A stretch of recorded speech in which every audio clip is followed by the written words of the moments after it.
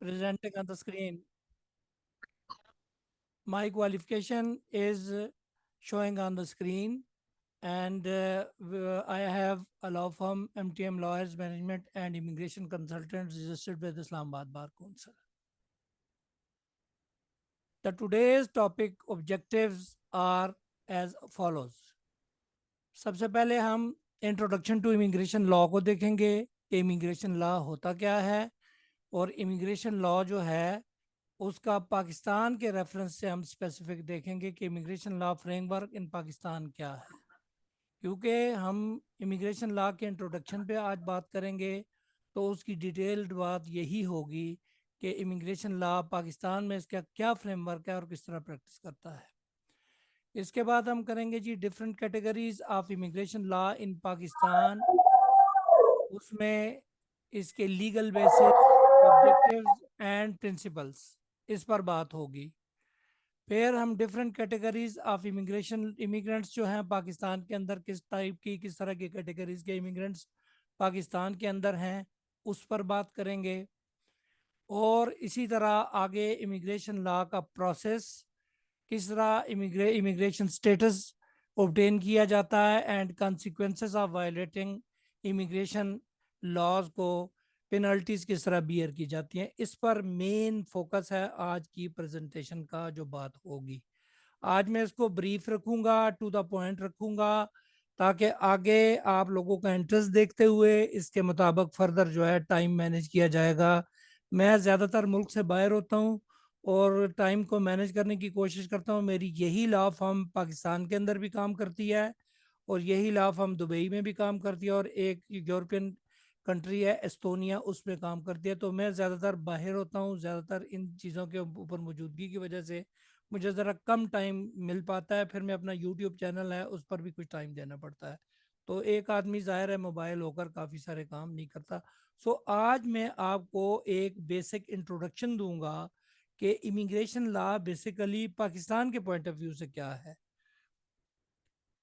Immigration law की definitions के ऊपर अगर आए और इसकी इमरजेंस के ऊपर हम बात करें तो इमिग्रेशन लॉ की इंग्लिश में लिखी हुई डेफिनेशन कुछ इस तरह है। Immigration law refers to the set of rules and regulations governing the entry, stay and exit of foreign nationals in the country. यानी किसी भी दुनिया के मुल्क के अगर ये मिसाल ली जाए, इमिग्रेशन लॉ बुनियादी तौर पर करता क्या है कि वो उन रूल रेगुलेशन को के तहत इसको गवर्न करता है कि बंदा यानी इंडिविजुअल वहाँ पे एंटर कैसे होगा, कैसे स्टे करेगा और वहाँ से जाएगा कैसे एज अ फॉरेन नेशनल, चाहे वो पाकिस्तान या भी अराउंड द ग्लोब। जैसे बालफोर डिक्लेरेशन 1920 के तहत सारी की सारी दुनिया के अंदर पासपोर्ट का इजरा हुआ, तो पासपोर्ट के इजरा के पीछे बुनियादी तौर पर ये इमिग्रेशन ही थी। क्योंकि इमिग्रेशन एक बहुत बुनियादी कॉन्सेप्ट है जिसको हम हिजरत करना कहते हैं। हिजरत जो वो बुनियादी तौर पे आप नबी करीम सल्लल्लाहु अलैहि वसल्लम ने भी मक्का से मदीना की और मदीना से मक्का वापस आए। तो हिजरत का कॉन्सेप्ट बहुत पुराना है। दुनिया की तमाम कौमें, दुनिया के तमाम बड़े बड़े ममालिक जिनमें यूरोपियन कंट्रीज, स्कैंडिनेवियंस कंट्रीज, आपका अमेरिका, कनाडा, यूके या फार ईस्ट की तरफ ऑस्ट्रेलिया, न्यूजीलैंड की तरफ चले जाएं, दुनिया के तमाम ममालिक इस इमिग्रेशन को अपनी इस इमिग्रेशन लॉ के ज़रिए अर्न करते हैं। बेशुमार इनकम इस जो है ना सिलसिले में होती है, क्योंकि इंसानों का आना, इंसानों का जाना सिर्फ यही नहीं होता, उनके साथ सर्विसेज जाती हैं, उनके साथ एक्सपर्टीज जाती हैं।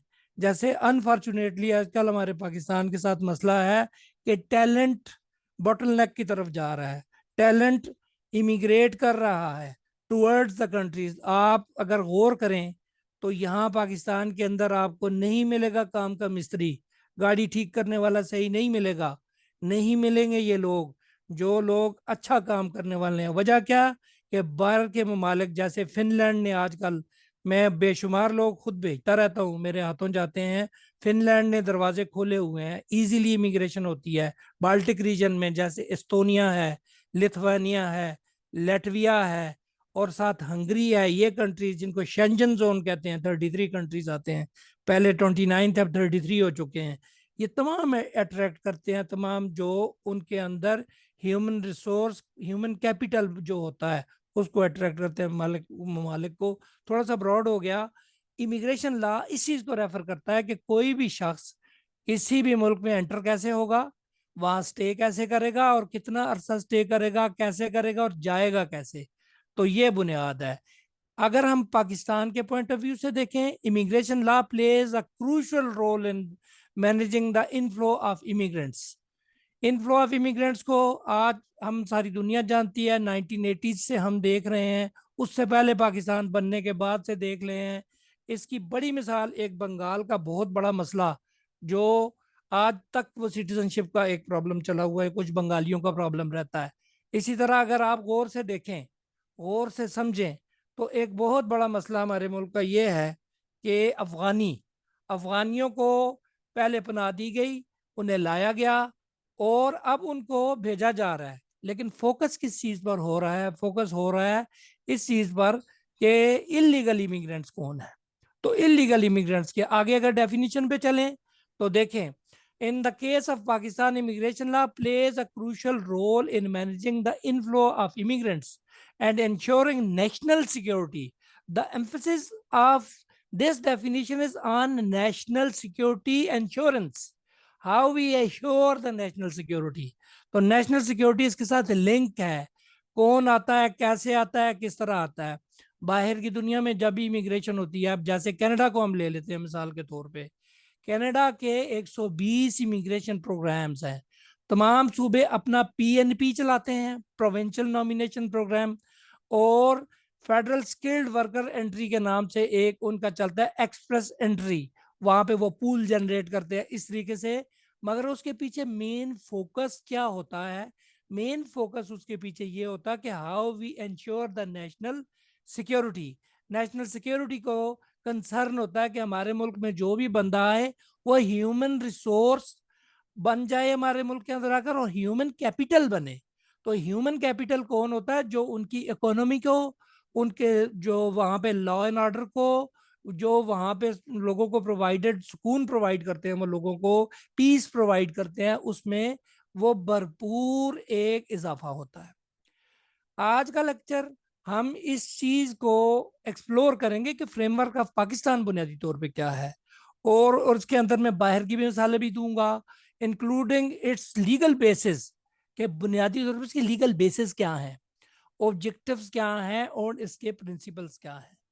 सो वी फर्दर कंटिन्यू, आगे चलते हैं, 5वीं स्लाइड पे आते हैं। The main objective and principles of immigration law in Pakistan revolve around the national security. अब बात वहीं पे आ जाती है कि हमारा भी जो लॉ है, इस बुनियादी इमिग्रेशन लॉ का बुनियादी पर्पस नेशनल सिक्योरिटी है, इसके इर्द गिर्द घूमता है। वजह क्या?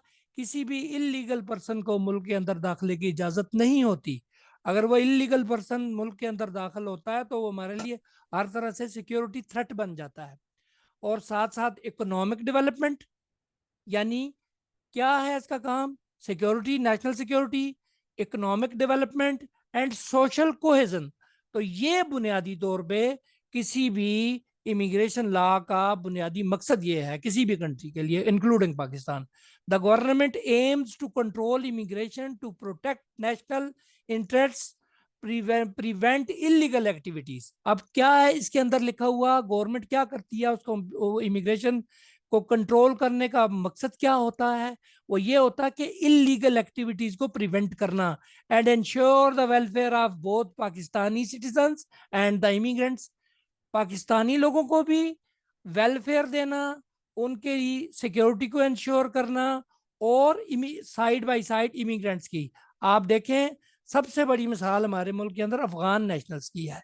अफगान नेशनल्स हमारे मुल्क में पीछे डेकेड से, 4 डेकेड से कम ये रह रहे हैं, बल्कि इससे भी ज्यादा। आप अगर देख लें तो 88 के अंदर, यानी 1980 जब हमारी पैदाइशें हुई, मैं 70s यानी 68 का हूँ, मेरी पैदाइश के हिसाब से हमने इन्हें देखा अपनी आंखों से कि किस तरीके से पाकिस्तान, जब अमेरिका ने वहां पे अटैक किया तो किस तरीके से वहां से इमिग्रेंट आए। होता भी यही है, बॉर्डरिंग कंट्रीज जितने भी होते हैं, आजकल आप ये इजिप्ट की देख लें एग्जांपल, आजकल आप यहाँ सीरिया की एग्जांपल देख लें। मुझे अच्छी तरह याद है कि ये जिस वक्त इमिग्रेशन हुई तो ऑस्ट्रियन सॉइल्स के ऊपर लोग यहाँ से वाया पाकिस्तान निकल के ईरान, ईरान से निकल के टर्की, टर्की से निकल के लोग बल्गारिया यानी ग्रीस, इनसे होते हुए ऑस्ट्रिया पहुंचे और ऑस्ट्रिया से आगे लोग फिर यूरोप की तरफ फर्दर मूव कर दिया उन्होंने। सो इसी तरीके से हमारे साथ भी हुआ। यहाँ पर जब जाहिर है अफगान वार हुई तो हमें तकरीबन 40 लाख इमिग्रेंट्स को संभालना पड़ा। ईरान ने उन्हें एक कैंप में रखा और वो अपने हिसाब से मैनेज कर लिया उन्होंने। जब हमने उन्हें बीइंग ब्रदर, मुस्लिम ब्रदर कंट्री होने के नाते अपनी सोसाइटी में मर्ज कर लिया। वो मर्जिंग से कई मसाइल भी होते हैं, क्योंकि सोसाइटी बनती है उस सोसाइटी के फोल्कवेज से, मूवर्स से, उसकी वैल्यूज से, उस सोसाइटी की प्रिंसिपल से जो उसके बनते हैं उससे बनती है। तो जाहिर है वो दूसरा कल्चर लेके लोग आते हैं, उसमें हमारा काफ़ी सारा कल्चर मॉडिफाई हुआ, उसमें फ़र्क पड़ा और हमारे इंपोर्ट एक्सपोर्ट में बड़ा फ़र्क पड़ा। अफगान ट्रांजिट ट्रेड के नाम से एक बहुत ज़बरदस्त किस्म का हमारा मुआहदा चल रहा था, लेकिन स्मगलिंग भी साथ साथ होती थी। सो इस पॉइंट ऑफ व्यू से हमने इमिग्रेशन को देखा। तो गवर्नमेंट क्या करती है, गवर्नमेंट ये करती है, गवर्नमेंट ऑफ पाकिस्तान के बाकायदा मैं आगे कुछ रूल्स भी डिस्कस करूंगा, कुछ लॉज पे भी बात करूंगा कि पाकिस्तानी सिटीजन को वेलफेयर के पॉइंट ऑफ व्यू से साइड बाय साइड इमिग्रेंट्स को। दूसरी बात इसमें पॉइंट है, गवर्नमेंट गोल क्या होता है, controlling immigration including safeguarding national security. बार बार यही लफ्ज आ रहा है, securing safeguarding national security, fostering economic growth. अब एक और भी ऑब्जेक्टिव होता है बड़ा कि इकोनॉमिक ग्रोथ हो। इकोनॉमिक ग्रोथ किस तरह हो, वो जो ह्यूमन हमारे पास आए हुए हैं, इमिग्रेंट्स आए हैं, उन्हें ह्यूमन रिसोर्स से ह्यूमन कैपिटल में बदला जाए। तो ये होती है फॉस्टरिंग इकोनॉमिक ग्रोथ। इकोनॉमिकली जैसे बाहर बाहर की दुनिया में होता है, यूरोप में आप कहीं भी चले जाएं, मैं कनाडा और इन ममालिक में ट्रैवल करता रहता हूँ, वहाँ सबसे बड़ा अलमिया ये है कि वहाँ बच्चे और नौजवान है ही नहीं।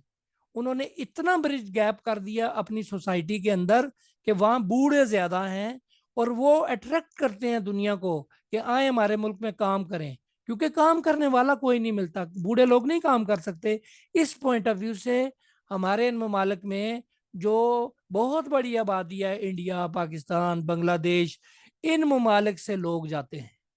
अफगानिस्तान की भी आबादी बहुत ज्यादा आबादी नहीं है, बड़ी कम आबादी है उनकी, लेकिन ये है कि जाहिर है वो अरसे से जंगों में मुब्तला मुल्क है। सो इंडिया, पाकिस्तान और बांग्लादेश, अगर आप दुबई चले जाएं तो बंगाली बहुत सस्ते दामों काम करते हैं। सऊदी अरेबिया में ये 2-2 हज़ार डॉलर, 2-2 हज़ार दिरम या 5-5, 600 दिरम से भी स्टार्ट लेते हैं, वहां पे जाके ये काम करते हैं। वजह कि हमारे यहाँ आबादी है और हमारा जो स्किल्ड बच्चा है जो 10वीं पास करता है वो काम पर लग जाता है। और वो काम पर लगने के लिए क्या है जी, फटाफट किसी तरह हमें इमिग्रेट करें।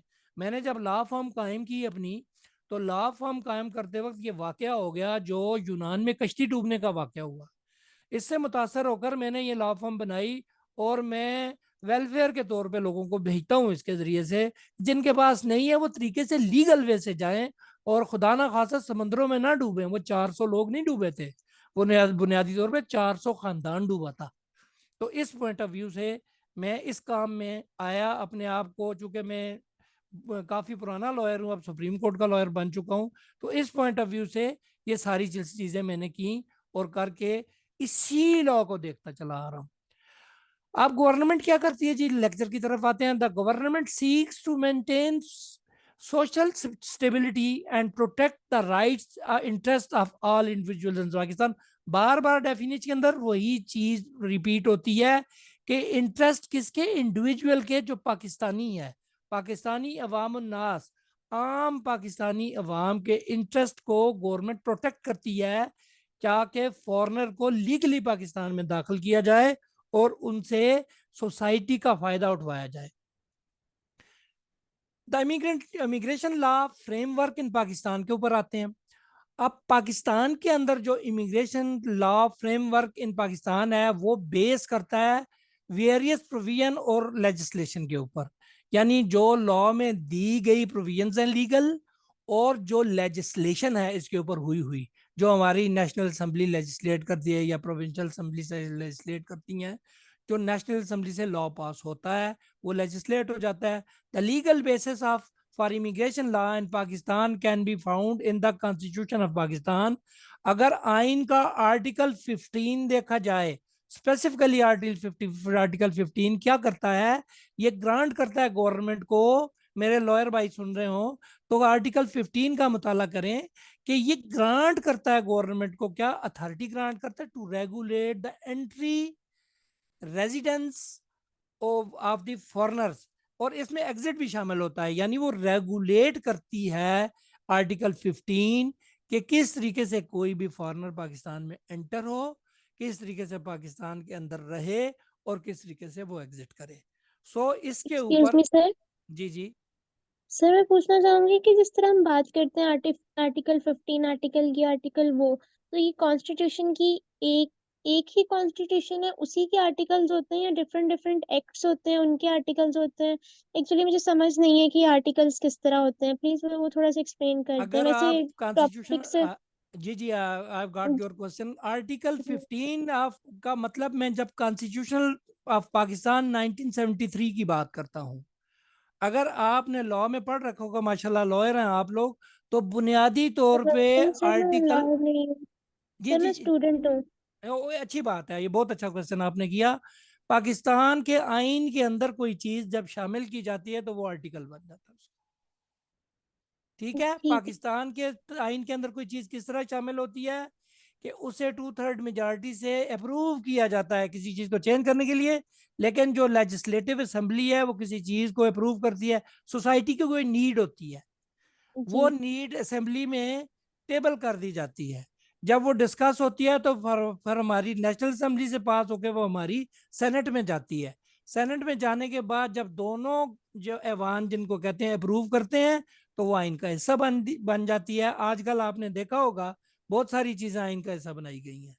जैसे आप 8वीं तरमीम से देखते आ रहे हो, 8वीं तरमीम मोहतरम मरहूम ज़ियाउल हक साहब ने की थी, इस तरह तरमीमात होते होते 19वीं 20वीं 21वीं ये सारी तरमीमें आपने देखी होंगी। ये बुनियादी तौर पे बन जाते हैं आइन के आर्टिकल, उसको रेफर करके फिर लॉ गवर्न करता है, लॉ उसके अंदर प्रिवेल करता है।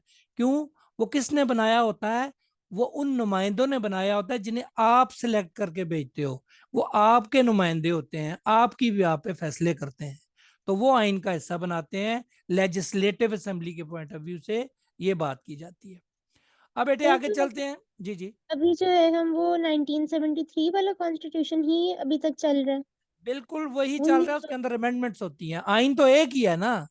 अब अल्लाह की यस। किताब पहले आई थी, सबसे पहले 1400 साल पहले, उसको बदल तो नहीं सकते हम ना, लेकिन ये है किताब जो उसकी रोशनी में तैयार की जाती है, फिर इसे सोसाइटी की नीड के मुताबिक under the guidance of that book बदला जाता है। ठीक है। सही है सर। तो हेलो हेलो सर मैं पूछ रही थी कि अभी तक कितनी अमेंडमेंट्स हुई हैं कॉन्स्टिट्यूशन में? 21-22 तो हो गई है ना, अगर आप देखें।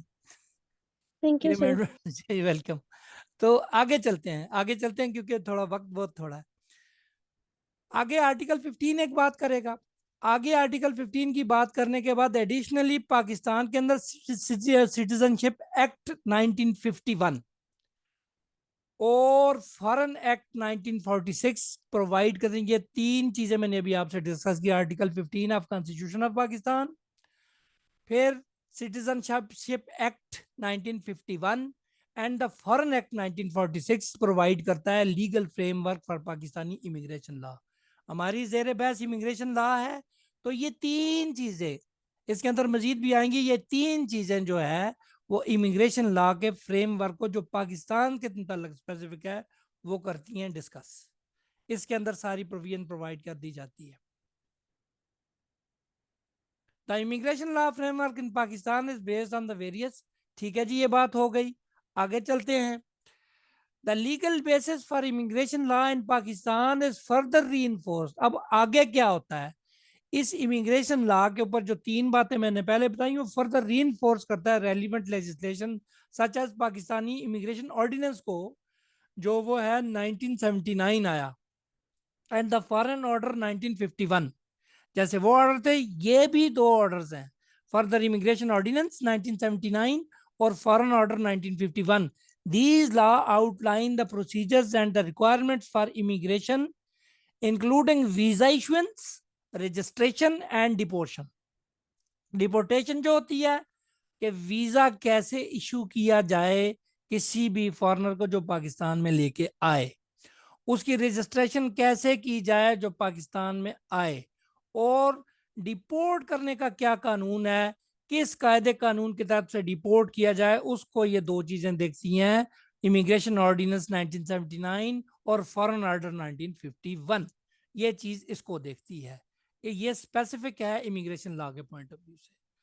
आगे पाकिस्तान इमिग्रेशन ऑर्डिनेंस 1979 एम्पावर करता है किस चीज को, government to control the entry, यानी पाकिस्तान के अंदर लीगल और इलीगल एंट्री दोनों को कंट्रोल करना है। 1979 का ऑर्डिनेंस इस चीज के ऊपर करता है कैसे आप एंटर होंगे, कैसे आप मुल्क में स्टे करेंगे और एग्जिट कैसे होंगे एज अ फॉरेन नेशनल। सो आगे अगर इसके ऊपर बात करते हैं कि ये पावर्स किस चीज को ये एस्टेब्लिश कर देता है, पावर्स रिस्पॉन्सिबिलिटीज ऑफ इमिग्रेशन। अब हमारे मुल्क में जाहिर है कोई मिनिस्ट्री ऑफ इंटीरियर में, मिनिस्ट्री ऑफ फॉरेन अफेयर में, ये सारे एक इमिग्रेशन ऑफिसर बैठे होते हैं। ये इमिग्रेशन ऑफिसर जो हमारी बाहर की एम्बेसीज हैं जो फॉरेन में प्रैक्टिस करती हैं पाकिस्तान की, वहां पर ये लोग मौजूद होते हैं। ये अलाउ करते हैं, ये पावर्स, ये ऑर्डिनेंस ये अलाउ करता है इन्हें कि किस तरह आप इमिग्रेशन लॉ ऑफ पाकिस्तान को एनफोर्स करें, यानी आप इमिग्रेशन को डील करेंगे under immigration ordinance 1979। May I explain the concept, मैंने इस कॉन्सेप्ट को एक्सप्लेन किया, जो लोग मुझे सुन रहे हैं तो कुछ इस बात की समझ लगी है कि किस तरीके से हम पाकिस्तानी नेशनल्स जो हैं वो, यानी फॉरेन नेशनल्स जो है पाकिस्तान में एंटर हो सकते हैं, अंडर विच अगर कोई भी पूछे तो मुख्तसर जवाब है इमिग्रेशन ऑर्डिनेंस 1979। ठीक है जी, जी ओके। नेक्स्ट पे हम चलते हैं। अब the principles of immigration law in Pakistan are guided by the principles of non discrimination। ये और बड़े मजे की बात है, पाकिस्तान का जो इमिग्रेशन लॉ है वो डिस्क्रिमिनेशन को क्या करता है, वो डिनाई करता है डिस्क्रिमिनेशन को वो सपोर्ट नहीं करता। फेयरनेस, ठीक है जी, डिस्क्रिमिनेट नहीं करता किसी चीज को, ये काला है, ये गोरा है, ये फलाना नेशनल है, ये फलाना नेशनल है। फेयरनेस को सपोर्ट करता है और ट्रांसपेरेंट रहने को सपोर्ट करता है। जो ये 3 बातें कि नॉन डिस्क्रिमिनेशन है, फेयरनेस है और ट्रांसपेरेंसी है। The government strives to treat individuals equally. Government की क्या जिम्मेदारी होती है, पूरी भरपूर कोशिश होती है, फुल सपोर्ट कि वो इंडिविजुअल्स को इक्वली ट्रीट करे जो भी पाकिस्तान के अंदर अप्लाई करता है आने को, और इंश्योर करे क्या, immigration procedures are clear accessible to all. कि हमारी जैसे ई गवर्नेंस पॉलिसी है, ई गवर्नमेंट पॉलिसी है, हमारी जो वेबसाइट्स हैं वर्ल्ड वाइड डिस्प्ले होती हैं, वेब के ऊपर एक और दुनिया आबाद है, उस दुनिया में जो डिस्प्ले होती हैं, तो वो प्रोसीजर्स को क्लियरली लोगों के लिए एक्सेसिबल बनाए। सो इस पॉइंट ऑफ व्यू से पाकिस्तान का जो इमिग्रेशन लॉ है, जैसे मैंने ऊपर जिक्र किया इस लॉ का, तो ये इंश्योर करता है इमिग्रेशन ऑर्डिनेंस 1979 के किस तरीके से आपने फेयर रहना है, नॉन डिस्क्रिमिनेट रहना है, ट्रांसपेरेंट रहना है, और तमाम लोगों को क्लियर रूल्स एंड प्रोसीजर्स उनके डोर स्टेप तक पहुंचाने हैं। और डोर स्टेप तक पहुंचाने का आजकल सबसे बड़ा जरिया वेब है, आजकल सोशल मीडिया है, आजकल हर तरह की चीजें, ये सारी की सारी चीजें, चूंकि मेरी थोड़ी सी पार्टिसिपेशन रही है पाकिस्तान के ई प्रोग्राम के अंदर, ई गवर्नेंस के ऊपर मैंने थीसिस भी एक लिख रखा है, तो उसके अंदर मेरा ये रही है। तो पाकिस्तान के अंदर जो प्रोसीजर्स होते हैं, जो सिलसिले होते हैं, ये किसी भी दुनिया के मुल्क से कम नहीं है।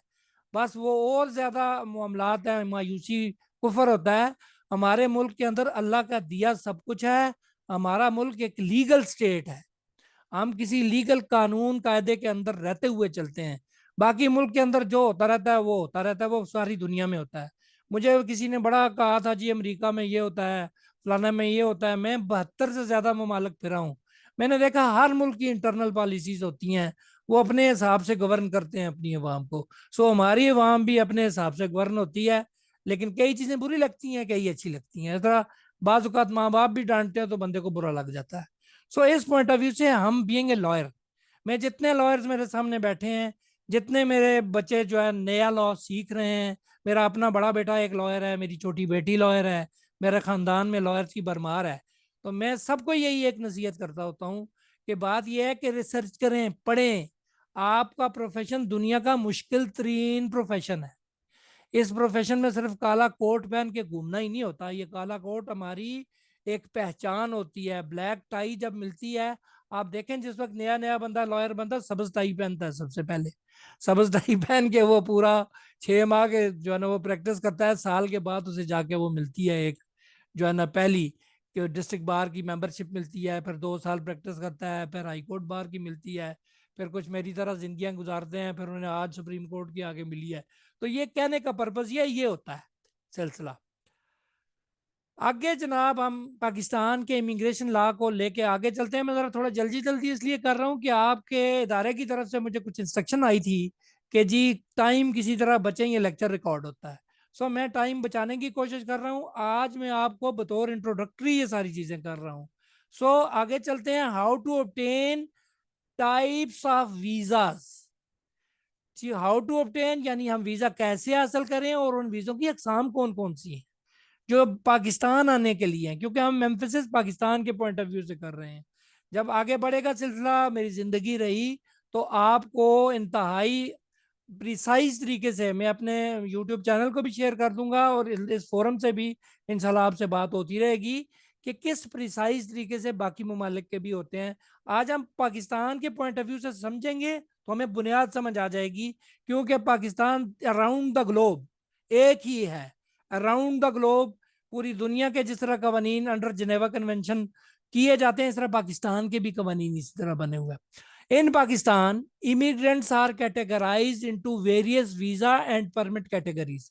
पाकिस्तान के अंदर भी जाहिर है हम कोई आता है तो इमिग्रेंट्स को हम डिफरेंट जो है कैटेगरीज के वीजाज में और वर्क परमिट के हिसाब से, स्टडी परमिट के हिसाब से उनको कैटेगराइज करते हैं। कितनी कैटेगराइज करते हैं? Each its own, each category has its own requirements and restriction.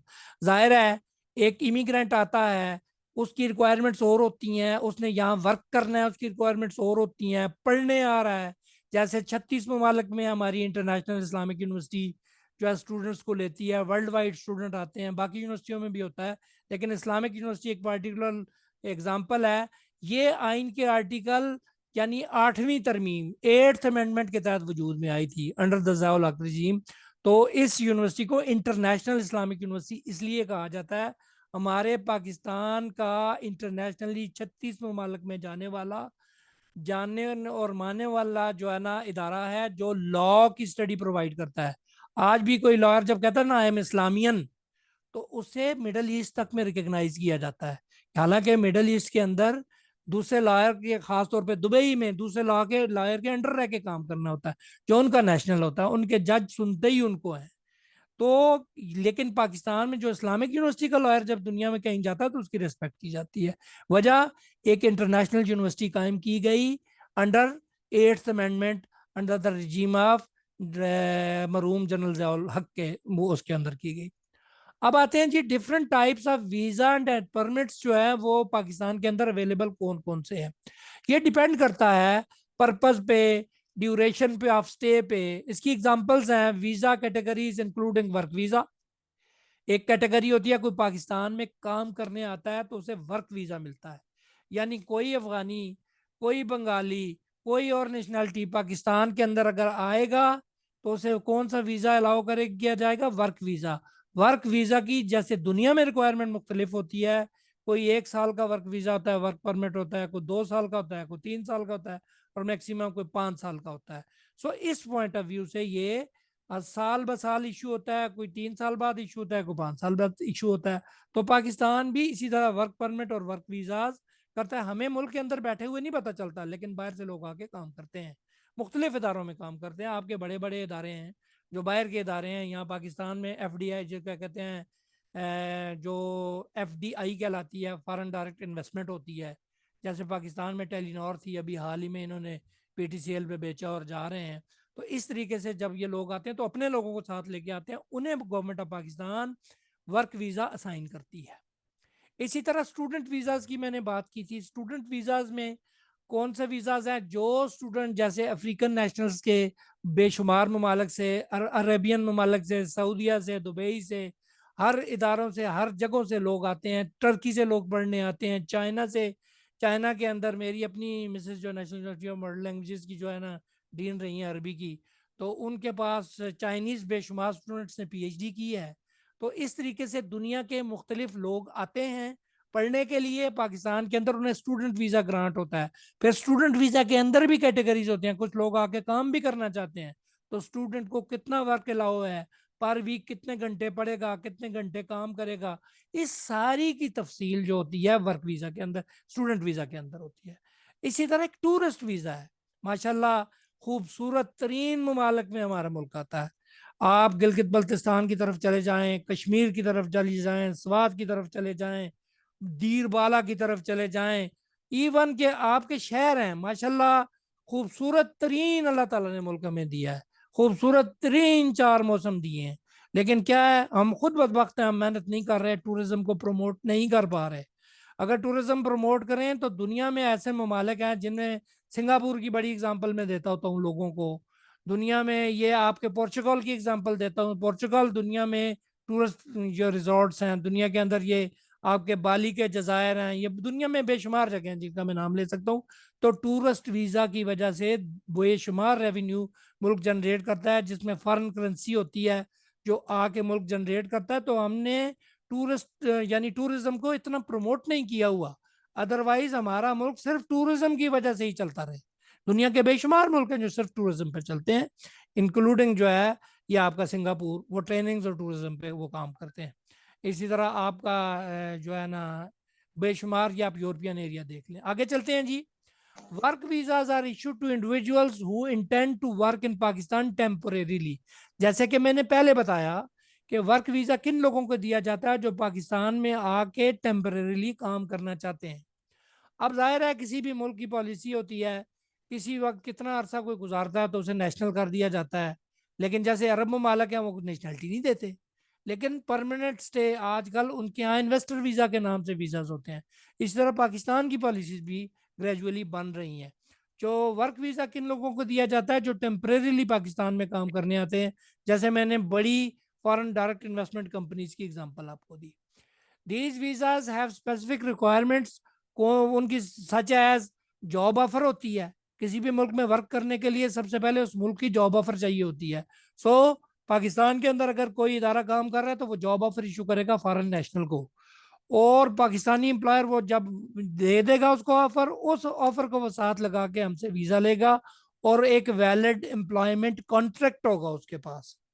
हमने जॉब ऑफर दी और कॉन्ट्रैक्ट के अंदर लिखा होता है कि कोई भी प्रॉमिस और ऑफर एंड एक्सेप्टेंस उसके अंदर मौजूद होती है। जो कॉन्ट्रैक्ट लिखा होता है उसके अंदर बाउंडेड डेट्स होती हैं।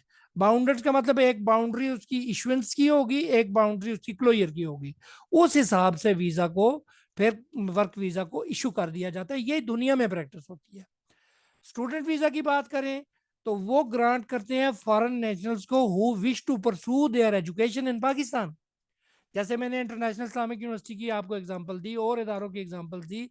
पाकिस्तान में national university of modern languages है, इसके अंदर बेशुमार दुनिया से लोग ज़बानें सीखने आते हैं, सिर्फ बाकी ममालिक की, जिन्होंने किसी और मुल्क से किसी और मुल्क की तरफ जाना होता है। मैंने टैफल किया, खुसूसी तौर पर टैफल का MA किया। मैं बाहर की दुनिया में अंग्रेज़ी को टीच करता रहा हूँ और टीच करता भी हूँ। बेशुमार दुनिया आइल्स करती है, टोफल करती है, क्लीटा वगैरह होता है। ये सारी चीज़ें अगर आपको फॉरेन लैंग्वेज आती है तो आप करते हो। सो इस पॉइंट ऑफ व्यू से पाकिस्तान के अंदर national university of modern languages एक इदारा है जो लीगल इदारा है, जो एक national institute of modern languages के नाम से मशहूर था पहले। लीगल इदारा है जो लोगों को सिर्फ लैंग्वेजेस की तालीम देता है वर्ल्ड वाइड। लोकल भी करते हैं, वर्ल्ड वाइड भी लोग आके करते हैं, बड़ा एस्टेब्लिश इदारा है। आपकी बड़ी एग्जांपल मैं इंटरनेशनल की इसमें देता हूँ, कन्फ्यूशियस, चाइनीज का, चाइनीज का। इसी तरह खाना फ्रंग जो है आपका ईरान का है, लेकिन Persian department national university of modern languages का काफ़ी बड़ा डिपार्टमेंट है, जिसमें free of cost master degree तक कराई जाती है विद दी स्पेशल जो है परमिशन ऑफ ईरान, जो ईरान इसको स्पॉन्सर करता है। तो स्टूडेंट फारसी सीखने जाए तो जा सकते हैं आप। इसी तरह, hello, to obtain a student visa, अब स्टूडेंट वीजा को ऑब्टेन करने के लिए क्या करेंगे आप? Applicants must provide proof of admission. अब जाहिर है कोई कहेगा मैं स्टूडेंट हूँ, मुल्क के अंदर आना चाहता हूँ, तो वो सबसे पहले किसी जगह एडमिशन लेगा। जैसे हम लोग फॉरेन यूनिवर्सिटीज में एडमिशन लेते हैं तो एक प्रूफ ऑफ एक एडमिशन ऑफर होती है, recognise educational institution in Pakistan. ये नहीं कि किसी ऐसे ही इदारे में जो पाकिस्तान की गवर्नमेंट ही रिकग्नाइज ना करे उसमें दाखिला ले ले। ये बाकायदा फॉरेन मिनिस्ट्री के थ्रू होता है, तो वो अप्लाई करते हैं कि ये इदारा रिकग्नाइज भी है, जैसे यूनिवर्सिटी है, कोई डिग्री वार्डिंग इंस्टीट्यूशन है, तो वो हायर एजुकेशन कमीशन से रेगुलेटेड है। हायर एजुकेशन कमीशन ज़ाहिर है गवर्नमेंट का इदारा है। इसी तरह कोई आदमी आता है, कोई सर्टिफिकेट करने आता है, मिसाल के तौर पे कोई आदमी मैट्रिक करता है यहाँ से, या इंटर करता है, या और कोई टेक्निकल एजुकेशन करता है, तो मुख्तलिफ बोर्ड्स हैं, और inter board committee of chairman एक इदारा है जो रेगुलेट करता है इस चीज़ को। तो इस तरह गवर्नमेंट ऑफ पाकिस्तान से प्रॉपर एक इदारे से आपको एडमिशन लेटर चाहिए होता है, उस लेटर की बुनियाद पे बंदा फिर स्टूडेंट वीज़ा अप्लाई करता है और डिमॉन्स्ट्रेट करता है सफिशिएंट फाइनेंशियल मींस उसके पास हैं, उसके पास हेल्थ इंश्योरेंस है, पैसे भी इतने हैं कि ऊपर लाइबिलिटी बनने मुल्क के अंदर आ रहा है। सो इस पॉइंट ऑफ व्यू से आपको जो है वो स्टूडेंट वीजा अप्लाई किया मिलता है पाकिस्तान के अंदर। आगे चलते हैं जी। अब प्रोसेस के ऊपर बात करते हैं कि जी चीज़ों को लेने का प्रोसेस क्या, अगर वायलेशन हो जाए तो पेनल्टीज क्या क्या है, यानी प्रोसेस वीज़ा कैसे लेंगे, और वीज़ा लेने के बाद अगर खुदा ना खासा वायलेशन हो गई तो उसकी पेनल्टीज क्या है। जैसे मैं आपको बताता हूँ, एक एग्जांपल के तौर पे हम यूएई दुबई में सफ़र करते हैं मिसाल के तौर पे, तो दुबई में अगर ओवर स्टे हो जाए खुदा ना खास्ता तो हर रोज 1,000 दिरहम जुर्माना देना पड़ता है। 1,000 दिरहम पाकिस्तानी तकरीबन आजकल 76-77 हज़ार रुपया बनता है, यानी 80,000 रुपया रोज का देना पड़ता है। तो इस तरह पाकिस्तान के अंदर भी पेनाल्टीज है कि कोई आदमी ओवर स्टे कर जाए तो उसको रोजाना जुर्माना भरना पड़ता है। सो दुनिया में कोशिश यही होती है कि पासपोर्ट पे जितना वीजा लगा है उसके अंदर अंदर ट्रेवल कर लिया जाए, और अगर बढ़ाना भी है तो वक्त से पहले उसको बढ़ा लिया जाए। तो वो बाकायदा प्रोसीजर्स होते हैं, उनकी फीस होती है दुनिया के अंदर। इसी तरह the process of obtaining immigration status in Pakistan involve several steps. Pakistan के अंदर जिस वक्त कोई आदमी आता है तो उसके लिए भी सेवरल स्टेप्स उसको फॉलो करने पड़ते हैं। कैसे? एप्लीकेशन सबमिशन होती है, एप्लीकेशन सबमिशन होती है, डॉक्यूमेंट की वेरिफिकेशन होती है, और वीज़ा का इशूस होता है। 3 काम बुनियादी हैं। पहले दरख्वास्त सबमिट करेगा, अपने डॉक्यूमेंट्स को वेरीफाई कराएगा, उसकी वेरिफिकेशन गवर्नमेंट ऑफ पाकिस्तान करेगी कि कहाँ से लिया है, किस इदारे से लिया है, क्या डिग्री है, क्या सिलसिला के ओरिजिनल है भी है कि नहीं है। और इस तरह आगे वीज़ा की इशुएंस तब जाके आखिरी प्रोसेस होगा कि वीज़ा स्टैंप करके उसको दे दिया जाएगा या ऑनलाइन इशू कर दिया जाएगा। दुनिया में आजकल अराउंड द ग्लोब जब हम ट्रैवल करते हैं तो आजकल वीज़ाज आहिस्ता आहिस्ता ऑनलाइन हो रहे हैं, यानी पीडीएफ वर्जन आपका वीज़ा आ जाता है, आप हेल्थ इंश्योरेंस वगैरह ये सारी चीज़ें दिखाते हैं, फिर आपको ग्रांट कर दी जाती है कि travel to the country. To apply for a visa or permit individuals must submit the required documents. पहली बात जिस तरह सबमिशन के साथ की मैंने कि रिक्वायर्ड डॉक्यूमेंट्स वो सबमिट करेंगे, such as completed application form. हर जाहिर है पाकिस्तान के अंदर आने वाले के लिए एक इमिग्रेशन वालों ने फॉर्म डिज़ाइन किया हुआ है कि ये फॉर्म है जी इस मुल्क के अंदर, और स्पेसिफिक उसका आप चाहें तो मैं उसका फॉर्मेट भी दे सकता हूँ। वैलिड पासपोर्ट दूसरा डॉक्यूमेंट होता है। ये जो दुनिया में बालफोर डिक्लेरेशन हुआ था 1920 में, पासपोर्ट उसके तहत बने थे। तो हर मुल्क का एक नेशनैलिटी पासपोर्ट होता है, वो वैलिड पासपोर्ट उस बंदे का कि उसकी गवर्नमेंट ने उसे कब से कब तक के लिए अलाउ किया। एक उसकी इशुएंस डेट होती है, एक उसकी जो है खत्म होने की, यानी आखिरी डेट होती है। पाकिस्तान में 5 साल के लिए, 10 साल के लिए इशू किया जाता है, और इसी तरह बाकी ममालिक का भी अपना प्रोसीजर है। And supporting document specific to their visa category. अब कैटेगरीज जैसे मैंने ऊपर बताई थी आपको, यानी क्या वो स्टूडेंट वीजा है, चाहे क्या वो टूरिस्ट वीजा, और या क्या वो वर्क वीजा, ये कैटेगरीज है। आगे बढ़ते हैं। इमिग्रेशन अथॉरिटीज आगे होगा क्या जब ये काम कर लेगा? Immigration authorities play a crucial role in enforcing immigration law in Pakistan. Immigration officers have the powers to investigate. अब जो इमिग्रेशन का ऑफिसर है उसके पास पावर है टू इन्वेस्टिगेट, कि चेक करे, पता करे कि क्या ये आदमी लीगल है। अगर इलीगल है तो अरेस्ट करने के ऑर्डर करे, डिटेन रखने के ऑर्डर करे। जैसे कुलभूषण यादव हमारे पास उधर से घुसाया था कि मैं तो ईरानी हूँ, बाद में पता चला कि वह ईरानी नहीं, इंडियन है, तो वो डिटेन्ड हुआ है। And deport individuals who violate the immigration law. और तीसरा और चौथा इख्तियार क्या है कि उसे डिपोर्शन का इंतजाम किया जाए। जैसे हमारे बेशुमार लोग डिपोर्ट कर दिए जाते हैं बाहर के ममालिक से, तो होता क्या है कि हमारे फेडरल इन्वेस्टिगेशन एजेंसी की एक इमिग्रेशन सेल है, एक इमिग्रेशन ब्रांच है। मैं खुद भी उसका हिस्सा रहा हूँ कुछ अर्सा। तो वो इमिग्रेशन ब्रांच क्या करती है कि उन पर्सन को लेके अपने साथ यहाँ पाकिस्तान में उनके खिलाफ कानूनी कार्रवाई करके उन्हें छोड़ती है। उनकी बाकायदा जमानत होती है, हमारे वकील हज़रात बैठे हुए हैं भाई, ये सारे उनकी जमानतें शमानतें करवाते हैं, और फिर उनकी जान छूटती है। तो इसी तरह दूसरे ममालिक में भी होता है। अब जो इलीगल यानी अंडर द लॉ जो चलता है वो ठीक रहता है, अबव द लॉ बड़ा मसला हो जाता है। ये जो वाकया जिसकी बुनियाद पे मैंने मुतासर होकर लॉ फॉर्म बनाई थी, जो यूनान का वाकया था, ये बेचारे इमिग्रेंट्स इसी तरह इलीगल जाते हैं कि वहां जाके फिर असेलम क्लेम करना और ये सारा सिलसिला शुरू करना। इसी तरह जैसे हमें अफगानियों के मतलब थोड़ा सा बुरा लगता है ना कि इलीगल पाकिस्तान में घुसा है, तो बाकी ममालिक में भी होता है। सो इस चीज के इख्तियारात उसी पावर ऑर्डिनेंस के तहत जो मैंने पहले डिस्कस किया, वो पावर्स ग्रांट की गई हैं किन लोगों को? वो की गई हैं ये इसको जो इमिग्रेशन ऑफिसर्स हैं इनको। Immigration officers are responsible for detecting and apprehending individuals who enter or stay in Pakistan illegally. ये है असल बात जिस पर मैं एम्फेसिस कर रहा हूँ काफी देर पहले से, ऊपर एलेबोरेट भी किया कि इमिग्रेशन ऑफिसर्स की जिम्मेदारी क्या होती है कि वो ये डिटेक्ट करें कि क्या आया कोई आदमी, कोई इंडिविजुअल इलीगल स्टे के ऊपर है पाकिस्तान में या लीगली आया है। They have the authority to conduct inspections. अब अथॉरिटीज आगे उनकी क्या है? इंस्पेक्शंस करें, क्वेश्चन करें सस्पेक्ट से, और एनफोर्स इमिग्रेशन लॉ। उसी ऑर्डिनेंस 1979 के तहत जो हुआ आपके पास 1951 1946, इसके तहत पावर्स ग्रांट होती हैं। तो पाकिस्तान के अंदर जो है टाइम बाय टाइम जो इसके अंदर अमेंडमेंट्स आती हैं, तो वो उसके तहत उनके से सवाल करें। सवाल करें क्या करें?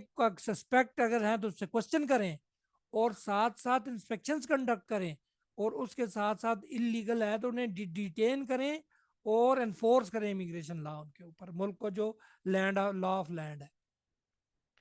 आगे अगर हम चलें तो violating immigration law in Pakistan can have serious consequences for individuals. अगर पाकिस्तान का इमिग्रेशन लॉ कोई आदमी वायलेट करता है एज अ फॉरेनर, तो उसके सीरियस कॉन्सिक्वेंसेस होते हैं उस इंडिविजुअल के लिए। वो कौन कौन से हैं? पेनल्टीज हैं मुख्तलिफ किस्म की, डिपोर्शन है, डिपोर्टेशन है यानी डिपोर्ट करना, and ban on re entry. Red entry कर दी जाती है उसके पासपोर्ट पर, उसके जो अपने रिकॉर्ड के अंदर रेड एंट्री कर दी जाती है कि ये दोबारा पाकिस्तान में नहीं होता। इसको एलिबोरेट करने के लिए मैं आपको दुबई की एग्जांपल देता हूं कि दुबई में उन्होंने कंप्यूटराइज सिस्टम रखा हुआ है। एक जगह जॉब करते करते अगर उसकी जॉब खत्म हो गई उस एम्प्लॉयर के साथ, फिर उस एम्प्लॉयर की जिम्मेदारी होती है कि वो एम्प्लॉयर उस शख्स का वीजा खत्म कराए। अगर वीजा खत्म नहीं कराएगा और उस आदमी ने फर्दर वीजा अप्लाई किया तो कभी वीजा वो गवर्नमेंट ग्रांट नहीं करेगी, क्योंकि उनके पास कंप्यूटर में रिकॉर्ड मौजूद होता है कि he came to UAE under this law and this visa was granted to him and now he overstayed और डिक्लेयर्ड इलीगल। सो उस पॉइंट ऑफ व्यू से फिर उसके ऊपर जुर्माने आयद होते हैं और सारा कुछ होता है। यही काम पाकिस्तान में होता है, लेकिन अनफॉर्चुनेटली हमारे यहाँ थोड़ा सा प्रॉब्लम ये है कि हमारे यहाँ ब्राइबरी बहुत ज़्यादा चलती है। बस कुछ ना कुछ हमारे ज़मीर फरोश लोग होते हैं जो पैसे खा के तो लोगों को इलीगली यहाँ पे स्टे कराते रहते हैं और बाद में नए नए रास्ते उनके लिए ढूंढते हैं। दुनिया में इसी तरह है, लेकिन पाकिस्तान में इसलिए कुछ ज़्यादा नज़र आता है कि हमारी सोसाइटी में ये जहर बहुत अरसे से घुला हुआ है। Illegal immigration or overstaying a visa in Pakistan can result in penalties. अब ये वही बात है, जरा थोड़ी इलेबोरेटेड है, सच एज फाइन्स। ठीक है, पाकिस्तान में अगर वो इलीगली ठहर गया तो उसके ऊपर पर डे फाइन होगा। जैसे मैंने आपको दुबई की एग्जांपल दी, 1000 दिरहम रोजाना है, यहाँ जरा कम है। एंड इम्प्रिजनमेंट, जेल भी होती है, उसको जेल में रख के फिर डिपोर्टेशन का प्रोसेस शुरू किया जाता है अदालतों में, उसको डिपोर्ट किया जाता है, डिपोर्ट करके उनकी एजेंसीज के हवाले किया जाता है, जैसे हमारी FIA के हवाले किया जाता है। हमारे लोगों को हमारी FIA फिर इन लोगों को उनके हवाले करती है under the guidance of ministry of foreign affair. And क्योंकि जो FIA है ये बुनियादी तौर पे इंटीरियर डिपार्टमेंट ज़ाहिर इंटीरियर वीजा ग्रांट करता है। Government is committed to enforce immigration law and deterring illegal activities. अब बात वहीं आ गई, गवर्नमेंट की क्या रिस्पॉन्सिबिलिटी होती है लॉ एनफोर्सिंग एजेंसीज की कि वो इमिग्रेशन लॉ को एनफोर्स करें, और इन्फोर्स करने के बाद इस इलीगल जो एक्टिविटीज हैं उन एक्टिविटीज को जो है वो क्या करें, उन एक्टिविटीज को प्रॉपर उसके ऊपर जो है बाकायदा ट्रायल किया जाए कोर्ट्स के अंदर जाके। The penalties for illegal immigration in Pakistan can vary depending on the severity of the offense। वो स्वीयर किस तरह का आदमी आया, क्या पाकिस्तान में वो इलीगल सरगर्मियों में इन्वॉल्व है, कोई जासूस है, खुदा ना खास्ता और कोई इस तरह का मामला सोसाइटी को नुकसान पहुंचाता है, तो वो डिपेंड करता है इसके ऊपर कि क्या पेनल्टी उसके ऊपर इम्पोज की जाए under the constitution of Pakistan, under the law of Pakistan, governing law जो मैंने ऊपर डिस्कस किया पहले। Individuals found guilty of illegal entry may be fined, imprisoned and deported. तो ये सीधा सीधा कानून है जो 1979 का लॉ है, उसके तहत सीधा सीधा। अब मेरा ख्याल है इसके ऊपर हमारी काफ़ी सैर असल गुफ्तगू हो गई है, मैं इसको कंक्लूड करता हूँ इस अपने सारे सिलसिले को। तो कंक्लूजन में आते हैं, सबसे पहले हम बात करते हैं कि हमने क्या देखा कि immigration law of Pakistan is a complex framework. Complex क्यों कहा, कॉम्प्लेक्स इसलिए कहा that regulate the entry, stay and exit. अगली लाइन में खुद ही डिफाइन कर रहा है ये कि कॉम्प्लेक्स क्या है, क्यों है। जाहिर है किसी शख्स की पूरी एंट्री एक चैप्टर है, स्टे एक चैप्टर है, और एग्जिट एक चैप्टर है for foreigners in the country. The legal basis, objectives and principles of immigration law are guided by the national security. जो आपके मुल्क की नेशनल सिक्योरिटी है उसके तहत इन प्रिंसिपल्स को ड्राइव किया जाता है, इन लीगल बेसिस को, ऑब्जेक्टिव्स को डिराइव किया जाता है, नेशनल सिक्योरिटी को, इकोनॉमिक डेवलपमेंट को और सोशल कोहेजन को मद्देनजर रखते हुए। ये हमने ऊपर सहर असल गुफ्तगू करके डिस्कस किया था। इसी तरह the immigration law of Pakistan encompasses various categories of immigrants. अब जो इमिग्रेशन लॉ है उसमें इमिग्रेंट्स की वही 3 कैटेगरीज, आप में से मुझे कोई बताएगा कि कौन कौन सी हमने कैटेगरीज डिस्कस की हैं, कौन कौन सी इमिग्रेशन लॉ के अंदर कैटेगरीज हैं कि बंदा किन किन वीजाज पे पाकिस्तान आ सकता है जी, anybody? Sir Yes, sir, work I visa, can. Tourism और स्टडी पर्पस के लिए। Study, Work visa tourism and and work visa. Work के ग्रेट लिए, वर्क के ग्रेट लिए। ग्रेट। सो दुनिया में भी ऐसा ही होता है। इस सवाल के जवाब में एक और जवाब भी है कि दुनिया में भी ऐसा ही है कि आप टूरिज्म पे जा सकते हैं। आप टूरिज्म सबसे आइडियल वीजा होता है लोगों के लिए। अब दुबई में 5 साल तक का टूरिज्म वीजा इशू किया जा रहा है। आप जा सकते हैं दुनिया में स्टडी के लिए, बड़ा मशहूर काम है दुनिया में बेशुमार, हमें पता ही नहीं है, बेबहा स्कॉलरशिप दिल खोल कर इन अरब ममालक में पढ़े हैं, हमारे लोगों को समझ ही नहीं है, बताता ही कोई नहीं है। एक ही बात बताते हैं जी, यहाँ से बैठो, डंकी लगाओ और यूनान में डूब जाओ, इस तरह के मामलात हैं। तो तीसरा जो होता है वो जो होता है वर्क वीज़ा, वो बहुत लीगल वे से इशू होता है, वो बहुत मुश्किल वाला होता है, लेकिन मिल जाता है आजकल, वो भी मिल जाता है। सो अब मैंने आगे बात की थी कि अगर कोई वायलेशन करता है किसी मुल्क में अंदर जाके इंक्लूडिंग पाकिस्तान, तो क्या होता है उसके साथ? एनीबॉडी? सर उसको सर पनिशमेंट मिलेगी, एक तो उसकी सर री एंट्री पे बैन लगाई जाएगी, गुड। और और इसके अलावा उसको सर डिपोर्ट किया जाएगा। पेनल्टी भी और लगाई जाएगी। और उस पर जुर्माना भी हो सकता है। एग्जैक्टली आप सर, उस पर पाकिस्तान जुर्माना का भी होगा। कोई भी कानून पढ़े ना, उसमें क्या होता है, ये सजा या वो सजा या दोनों सजाएं, यस ये यस सर, ये इस तरह होता है। सो इसी तरह ये एग्जैक्टली। डिपेंड करता है, इसको मजीद एलोबरेट करूं, ये डिपेंड करता है कि उसके ऊपर किस तरह का उस स्वीरिटी मौजूद है उसके अंदर, यानी उसकी री एंट्री को बैन करना किसके ऊपर मौजूद है। उसने पाकिस्तान में कोई जुर्म कर लिया, या पाकिस्तान के अंदर ओवर स्टेज जानते बूझते किया, या खुदा ना खास्ता कोई ऐसा किसी क्रिमिनल एक्टिविटी में इन्वॉल्व हुआ। अब आप देखें ना, आपके मुल्क के अंदर डॉलर क्यों सस्ता हुआ है? कोई बंदा बता सकता है डॉलर क्यों सस्ता हुआ है? भला क्यों सस्ता हुआ है डॉलर? सर मेरे इसकी वजह एक ये भी हो सकती है कि जो अफगानी माइग्रेंट्स है वो इधर से जा रहे हैं, तो इस हवाले से इकानमी पे डिक्लाइन हो रही है, इस वजह से भी हो सकता है असल सर। में ये बात नहीं है, मैं चूंकि लॉ एनफोर्समेंट एजेंसी का हिस्सा रहा हूँ, ये स्मगल होता था डॉलर पाकिस्तान से धड़ाधड़, और सबसे आसान रास्ता अफगानिस्तान का था। जो लीगल इलीगल लोग थे वो मजे मजे से गद्दों पे रख के ले जाते थे बस, लेकिन सर बस वो जाहिर है काली भेड़ें हमारे अंदर भी शामिल होती हैं। तो सर ये इसका बेशुमार एक सिलसिला है। जी जी। स्मगलिंग के हवाले थोड़ा बता दें सर, ये किस तरह से होता है कि चीजें इधर मुल्क के अंदर आती हैं तो उस पर टैक्स वगैरह नहीं होता, इस हवाले से? स्मगलिंग ये होती है कि कोई भी स्मगलिंग का अलग से लॉ है पूरा, इसका अंडर कस्टम्स लॉ के अंदर ये आती हैं चीजें। स्मगलिंग क्या होती है?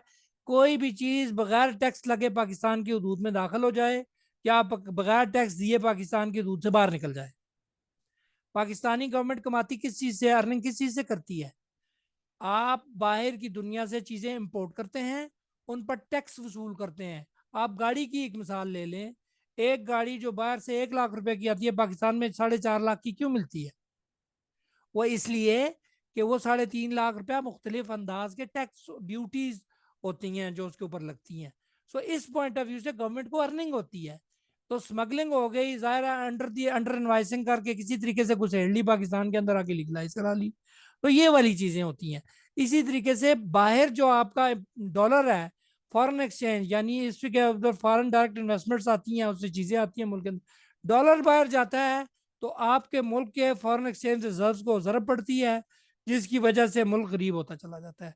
जब मुल्क गरीब होता चला है तो बाहर डॉलर के ऊपर प्रेशर हमारी तरफ ज्यादा आता है, हम बाहर की अदायगियां नहीं कर सकते, तो डॉलर हमारे पाकिस्तान के अंदर, पाकिस्तानी रुपया फिर सस्ता होता चला जाता है। अफरात ज़ार इसको कहते हैं, ये इकोनॉमिक की टर्मिनोलॉजी है। आगे जी, फाइनली हम आखिरी स्लाइड पे, आखिरी सर मेरा स्लाइड। क्वेश्चन है। जी बेटा।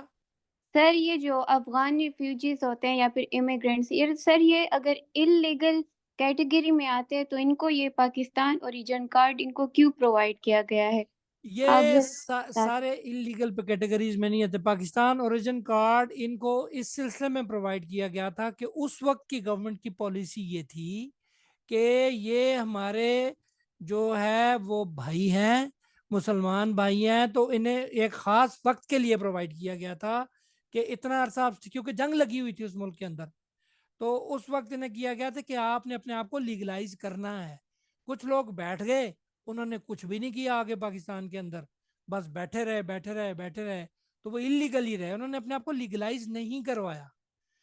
उनको वर्क वीजा भी मिल सकते थे, उनको स्टे, यानी साल ब साल उन्होंने अपने आप को रेगुलेट कराना था उस पाकिस्तान रीजन कार्ड के ऊपर भी। वो कार्ड सिर्फ, अब मैं आपको जर्मनी की एग्जांपल देता हूँ। जर्मनी में जब आपका कोई भी बंदा चला जाता है तो वो एक कड़ा पहना देते हैं उसे बाजू के ऊपर। उस कड़े के अंदर एक बार कोड होता है जिससे वो जहां से गुजरता है तो वो रीड हो जाता है कि ये फॉरनर है। लेकिन कुछ अरसे बाद जब वो लीगल हो जाता है तो वो कड़ा उतार दिया जाता है। इसी तरह की मिसाल पाकिस्तानी ओरिजिन कार्ड है। पाकिस्तानी ओरिजिन कार्ड इसलिए दिया गया कि ये पाकिस्तान में रहता है और ये कहीं भी ट्रैवल कर सकता है, किसी बंदे के ऊपर पाबंदी तो नहीं है कि वो पाकिस्तान से बाहर ना जाए, लेकिन उस कार्ड पे ट्रैवल कर सकता है दुनिया में। आप देखें यूरोप के ममालिक में जब जाते हैं एक टीआरसी इशू होती है, ठीक है, टेम्परेरी रेजिडेंट कार्ड। एक फिर टीआरसी परमानेंट रेजिडेंट पीआरसी हो जाती है, फिर उसके बाद वो टाइम गुजरता है तो वो नेशनैलिटी में कन्वर्ट हो जाती है। मगर जिसने ना कोशिश की हो तो उसको अगर टीआरसी मिली तो वो टीआरसी पे ही रहेगा। फिर जब वो अपने आप को कोशिश नहीं करेगा, तो ये वो लोग हैं जिन्होंने पाकिस्तानी ओरिजिन कार्ड लिया मगर आगे नहीं बढ़े, फर्दर कोशिश नहीं की पाकिस्तान के इदारों में अंडर द लॉ उसको रेगुलेट कराने के लिए। Okay sir. आगे चलते हैं। फाइनली 2 पैराग्राफ हैं।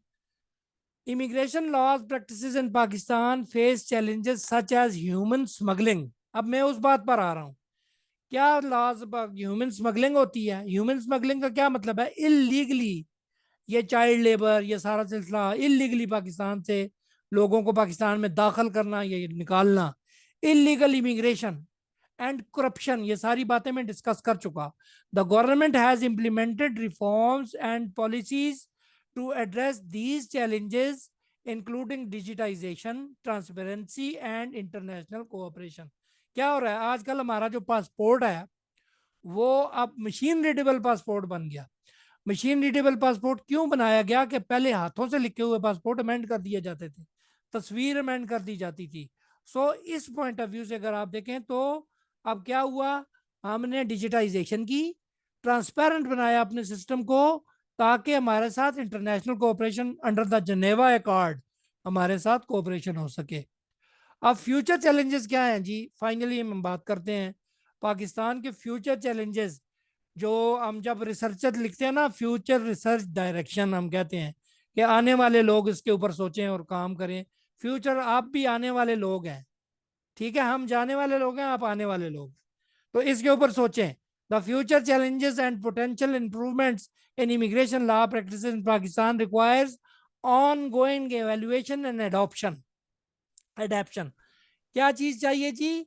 पाकिस्तान के अंदर जो इवेल्युएशन है उसको करें और अडेप्ट करें। किसी चीज को अडॉप्ट करना और अडेप्ट करने में बुनियादी तौर पे, यानी अडेप्ट कौन सी चीज होती है? जो लेके अमेंड की जाए। अडॉप्ट कौन सी चीज होती है? जो मनोहन उठा के ले ली जाए। जैसे हम किसी का आर्टिकल पढ़ते हैं तो उसे अडॉप्ट कर लेते हैं कुछ चीजें। अडेप्ट का मतलब होता है कि उसको लिया किसी से, लेके अपने मुताबिक अमेंडमेंट कर ली। सो ये होती है अडेप्ट।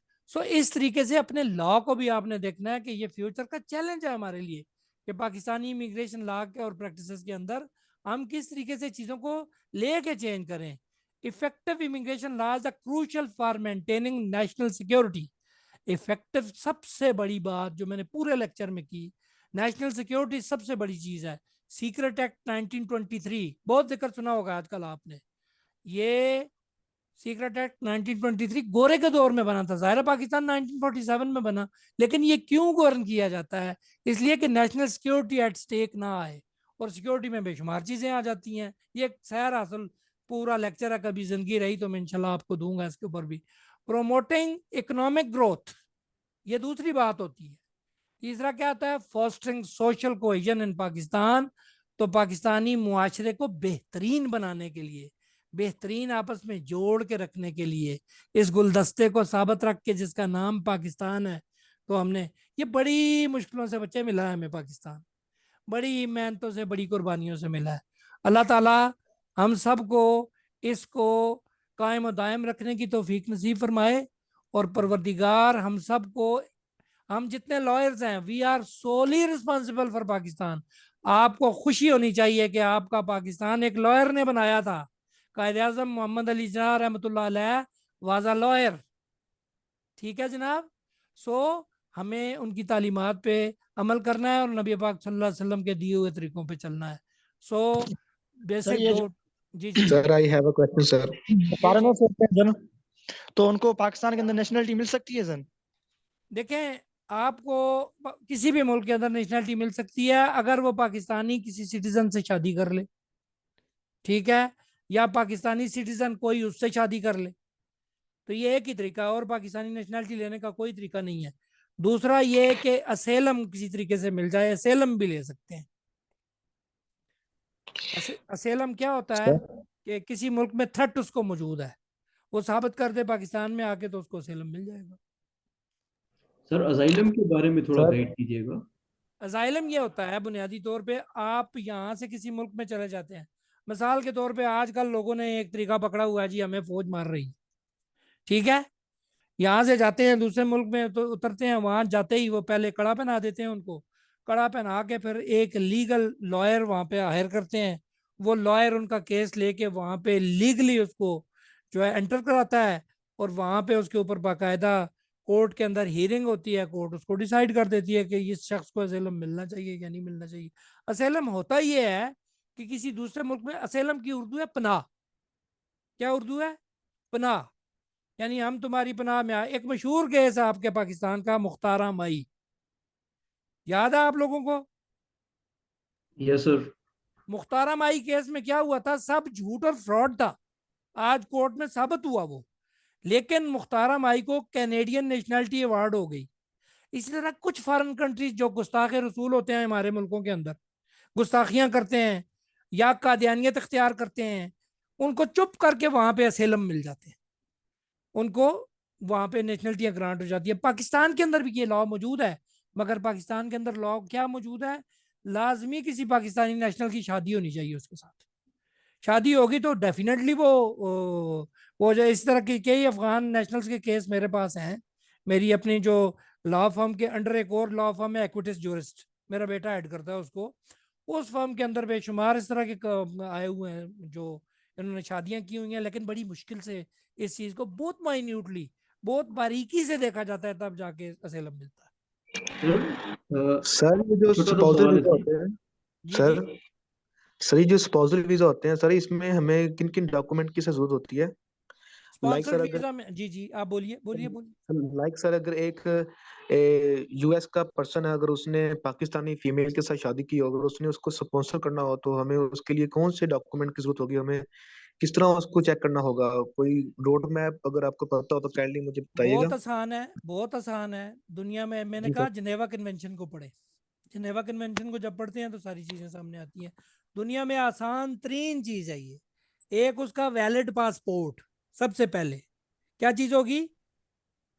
Valid passport sir. दूसरा, उसने कोई मैरिज कॉन्ट्रैक्ट किया होगा, जैसे हम आम जुबान में निकाह नामा कहते हैं। जी सर। तीसरी, उसकी नेशनैलिटी की कोई भी प्रूफ होगा। जी सर। ठीक हो गया?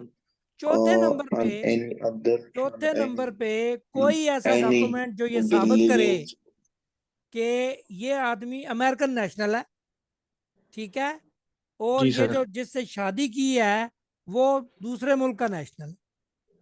जी सर। बस, और कोई डॉक्यूमेंट नहीं चाहिए। तो सर इसके लिए सर कोई, अगर सर जिस तरह यूएस के लॉज है सर वो डिफरेंट है और पाकिस्तान के लॉज डिफरेंट है, तो जी सर जी। वो अब वो जो यूएस का पर्सन है वो उसको किस तरह बुलाएगा? वो यूएस के लॉज स्पाउजल को यूज वीजे पे, करेगा? उसे स्पाउजल वीजा इशू करते हैं। एज अ स्पाउस वो जाएंगी या जाएगा। अगर यहाँ की औरत है तो वहां का मर्द है तो वो एज अ स्पाउस जाएंगी, और अगर वहां की औरत है यहाँ का मर्द है तो भी एज अ स्पाउजल वीजा, उसको स्पाउस कहते हैं, जी सर। स्पाउस के तौर पे जाएगा। डॉक्यूमेंट यही चाहिए होंगे जो मैंने बताए हैं। सर मैंने सर सर एक ना वेबसाइट देखी थी ऑनलाइन, यूएस की वेबसाइट है, पाकिस्तान की वेबसाइट है, उसमें भी कुछ डॉक्यूमेंट्स बताए गए थे, क्या वो जी जी वैलिड जी। होंगे? देखें, सारे डॉक्यूमेंट वैलिड नहीं होते, लेकिन वैलिड डॉक्यूमेंट में आपका पासपोर्ट, आपकी सिटीजनशिप, ये वैलिड डॉक्यूमेंट है। और तीसरा वो डॉक्यूमेंट जिसकी बुनियाद पर आप क्लेम कर रहे हैं वहां पे जाके नेशनैलिटी। और सर ये तीसरा जो आपने डॉक्यूमेंट या अभी, निकाहनामा या कोई कॉन्ट्रैक्ट, मैरिज कॉन्ट्रैक्ट, ये सारी चीज बाहर सर की आपने दुनिया अभी में यहाँ भी होता। जी जी। सर आपने अभी बताया था जिनेवा कन्वेंशन, सर थोड़ा सा इसके बारे में बता दें सर, ये क्या चीज़ है Geneva convention sir? Geneva convention पूरी दुनिया के अंदर जिस तरीके से कोई भी लॉज रिगार्डिंग इमिग्रेशन बनते हैं, ठीक है, उसके ऊपर मुख्तलिफ नेशंस ने एग्रीमेंट किया हुआ है, ये Geneva convention. Thank you so much sir, thank you so much. Welcome. Sir any asylum, other question जी? सर असाइलम के दौरान आवाज आ रही सर? जी जी। सर असाइलम अगर कोई बंदा लेकर चला जाता है, क्या उसके वापसी के कोई चांसेस हैं? क्योंकि हमें हमें जिस हद तक पता है कि जो भी यहाँ से असाइलम लेकर चला गया है तो वापसी नहीं आ सकता अपने नहीं नहीं, ऐसा नहीं पेरेंट है, कंट्री में। ऐसा नहीं, ऐसा नहीं है, ऐसा नहीं है। जब वो उस कंट्री का नेशनल हो जाता है ना, जिस कंट्री में चला गया होता है, तो पाकिस्तानी नेशनैलिटी अक्सर ममालिक सरेंडर करा लेते हैं। क्या कर लेते हैं? सरेंडर करा लेते हैं। अगर वो सरेंडर नहीं भी करता तो भी पाकिस्तान आ सकता है, उसे कोई भी नहीं रोक सकता, वो वहां का पासपोर्ट लेके आएगा जब भी आए। ऐसा सरेंडर का यानी दोनों में ऑप्शन होता है कि सरेंडर अगर करवा दिए उसके बाद नहीं आ सकते सरेंडर हैं करा दिया surrender तो फिर पाकिस्तान का वीजा लेके आएगा, फिर यहाँ से वीजा अप्लाई करना पड़ेगा पाकिस्तान आने के लिए। अगर नहीं सरेंडर कराई तो नेशनैलिटी अपनी प्रूव करेगा कि मैं नेशनल हूँ पाकिस्तान का। उसके पास कोई नादरा आईडी कार्ड होगा, वहाँ जिस मुल्क में वो है वहाँ हमारे पाकिस्तान की हाई कमीशन या एम्बेसी मौजूद होती है, वहाँ नादरा का नुमाइंदा मौजूद होता है, वहाँ से वेरीफाई हो जाता है। अब नहीं नहीं मेरा छोटा भाई है, वो जर्मनी का एक शहर है म्यूनिख, उसमें चला गया था इसी तरह इलीगल, तो उसकी वहां हमने कराई प्रॉपर सारा कुछ। अब पाकिस्तानी नादरा का कार्ड उसका प्रॉपर हो गया है, वो आके मुड़ भी गया। नहीं सर, तो वो जर्मनी में तो फिर वो बोलेंगे ना कि अगर आपको कोई खतरा नहीं तो आप अपने पेरेंट स्टेट चले जाएं। वो बोलते जरूर हैं, लेकिन इतना भी आसान नहीं होता, वो चीज साबित करनी होती है ना कि मुझे खतरा है। तो यानी बस वो कोई दोनों कोई स्टेट में यानी वो एंजॉय कर सकता है दोनों अपने में राइट। ड्यूल नेशनलिटी कर सकता okay, that's true sir, thank you. है। Welcome sir I have sir question आप प्लीज। सर आपका कोई यूट्यूब चैनल है जिसमें आप ये लेक्चर्स अपलोड करते हैं? मैं अभी फर्दर इसके ऊपर काम कर रहा हूँ, चूंकि मैं बिजी बहुत होता हूँ, मेरा चूंकि एकेडेमिया का काफ़ी काम होता है, ट्रेनिंग्स होती हैं, इंटरनेशनल ट्रैवल होते हैं। तो अभी मैं इस यूट्यूब चैनल के ऊपर मेरा आएगा M ताहिर मलिक 2023@gmail.com के नाम से, इसी सर नाम मेरा से क्वेश्चन है MTM lawyers immigration and management consultants, इसी नाम से मेरा चैनल है। Sir I have a question. जी जी। सर यूके के लिए एक पाकिस्तानी स्टूडेंट एलएलएम करने जाए तो उसके लिए सर कौन सी रिक्वायरमेंट्स हैं, मतलब at the student time visa, वो क्या करे स्टूडेंट वीज़ा, स्कॉलरशिप पे? स्कॉलरशिप पे वहाँ से जब स्कॉलरशिप अप्लाई करेगा तो वहाँ से एक ऑफर आएगी उसको, जैसे मैंने ऊपर इस लेक्चर में भी बताया, वो यूनिवर्सिटी या वो इदारा उसको ऑफर देगा पहले कि जी you can study in our country. वहाँ पे बकायदा आप ऑनलाइन पहले अप्लाई करते हैं, वहाँ से स्कॉलरशिप आपको अवार्ड किया जाता है कि स्कॉलरशिप में क्या क्या है, उस लेटर की बुनियाद पे आप फिर वीज़ा अप्लाई करते हो अपने वैलिड पासपोर्ट पे। सर स्कॉलरशिप के लिए क्या करना चाहिए कि स्कॉलरशिप मिले हमें? बेशुमार वेबसाइट्स हैं, दुनिया जहान की वेबसाइट्स हैं। मैं इंशाल्लाह किसी न किसी तरह इस मेरा व्हाट्सएप नंबर आप रखें तो मैं इंशाल्लाह इस पे शेयर करता रहूँगा। इसके अलावा अपने यूट्यूब चैनल पे शेयर करूँगा। मेरा सर चैनल आप जो अपना जी जी MTM नंबर बता लॉयर्स सकते हैं please? 0345 yes sir. 506 7259। Yes thank you sir. Welcome. Sir any आपका क्वेश्चन जी? ऑफिस सर जी आपका ऑफिस कराची में भी है, जस्ट किस जगह पर नहीं है? नहीं, सिर्फ इस्लामाबाद में है, G10 में, जहाँ इस्लामाबाद हाई कोर्ट थी पहले, यहाँ जी। ऑफिस है। और एक ऑफिस मेरा दुबई में है, दुबई देरा में, और एक ऑफिस मेरा एस्टोनिया में टेलिन में है। सर अगर रब्ता करना चाहें तो फिर आपसे व्हाट्सएप के थ्रू करें, रब्ता किस तरह करना होगा, व्हाट्सएप क्योंकि के हम थ्रू, कराची से व्हाट्सएप हैं। बेहतरीन रब्ता है, और मेरा जो चैनल है उसके ऊपर आज आहिस्ता आहिस्ता मैं आगे उसको बढ़ा रहा हूँ, तो इंशाल्लाह अजीज उस पर भी आपको ये मिलेगा यूट्यूब पे भी। सर अपने सर और ये जो सबसे बड़ा स्लाइड रब्ता ये मौजूद है आपके पास, Pakistan law forum, exactly Pakistani sir. Lawyers, ये जी जी। बेहतरीन रब्ता है हमारे लिए। इन्होंने भी तो मुझसे रब्ता किया है, बड़े अच्छे लोग हैं, आप रब्ते के लिए इनसे भी रब्ता कर सकते हैं। सर आप काइंडली जो है ये ड्राफ्ट जो भी हो यानी इमिग्रेशन लॉज के मुताबिक वो भी शेयर कर दें, और ये अपना जरूर। स्लाइड्स भी शेयर कर दें, और अपनी भी डिटेल्स थोड़ी शेयर कर दें, जिसमें आपका स्लाइड्स व्हाट्सएप इन्होंने नंबर। रिकॉर्ड की हैं, आज मैं इंशाल्लाह व्हाट्सएप पे भी इसे शेयर कर दूंगा। ये मैंने मतलब आज ही के दिन में बैठ के तैयार किया है लेक्चर शेक्चर सारा। क्योंकि देखिए सर ये आपका स्पेशल लॉस की तरफ बहुत काम है, आम जो जनरल प्रैक्टिस है वो सिविल, क्रिमिनल और बैंकिंग तो थोड़ी बहुत है। असल में ये उसमें ये होता स्पेशल है लॉ ना, को हम यानी फरोग देना चाहते हैं और इसको उसमें समझना चाहते हैं। उसमें कोर्ट कचहरी का मामला होता है। इस लॉ में कोर्ट कचहरी में इंटरनेशनल बिजनेस लॉ भी मेरा लॉ फर्म्स जो है ना उसके अंदर करती हैं। अब दुबई के अंदर जो मेरा काम है वो सारे का सारा काम साथ साथ का मैनेजमेंट कंसल्टेंसी भी है। क्योंकि आप मेरी एजुकेशन में देखा होगा आपने कि मैंने, बल्कि मैं एक शो भी कर देता हूँ आपको ताकि चीज़ें आपके सामने रहें। अगर ये आपने देखा हो तो मेरी ये क्वालिफिकेशंस देखें, आपको आइडिया हो जाए। ये स्लाइड जो है इसका कैमरा स्नैपशॉट ले लें, इसके ऊपर मैं ऐड कर देता हूँ फ़ोन नंबर भी, ठीक है? ये मैं ऐड कर देता हूँ फ़ोन नंबर भी। और सर अपना आपकी लॉ फॉर्म है वो किस नाम से है इस्लामाबाद में, वो भी जरा थोड़ा ये टाइप। लिखा है स्लाइड पे, लिखा है, स्लाइड आपको शो हो रही है, जी जी शो हो रही है, किस नाम से? Immigration consultants. MTM lawyers MTM lawyers, management and immigration consultants के नाम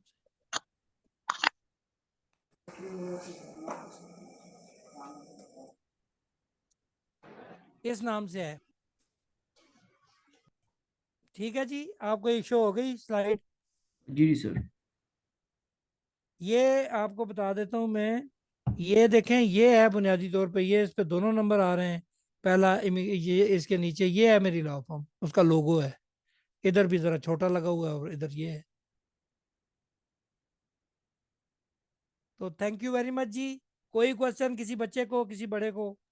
सर इसकी इनिशियल थोड़ा समझा दें कि इसका किस तरह काम किया जाता है और किस तरह इमिग्रेशन का काम किस तरह किया जाता है? जी जी सर बिल्कुल, क्योंकि ये एक पूरा कहते हैं ना मुजाहिदा करने का काम है, जैसे तबलीगी मुजाहिदा बोलते हैं। तो ये काम काफ़ी जो है मेहनत का काम होता है, क्योंकि हर मुल्क के कायदे कवानीन अलग होते हैं। बुनियादी तौर पे आप इस काम को जब स्टार्ट करते हो, तो इस काम को स्टार्ट करने के लिए आपको जिस मुल्क के लिए, पहले पाकिस्तानी लॉ को समझते हैं। ये पाकिस्तानी लॉ जो भी है पूरे का पूरा, बुनियादी तौर पे ये जो मैंने आर्टिकल आपको बताया, ये जो मैंने यहाँ पे डिस्कस किया हुआ है, अगर आप देखें, ये है बुनियादी तौर पे दो, ये आर्टिकल 15 को स्टडी करें और सिटीजनशिप एक्ट को पढ़ें, और ये फॉरेनर एक्ट 1946 को पढ़ें।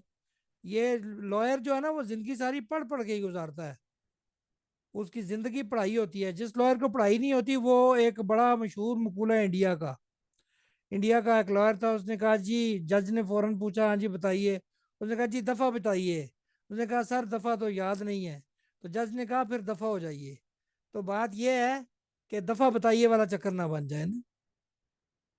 बिल्कुल ठीक सर। है। जी जी सर बिल्कुल, एक केस आया था एक्चुअली हमारे पास सर, अपना एक हमारे दोस्त है डॉक्टर साहब कोयटा से, जी उन्होंने जी शादी की थी अपना एक अमेरिकन लेडी थी।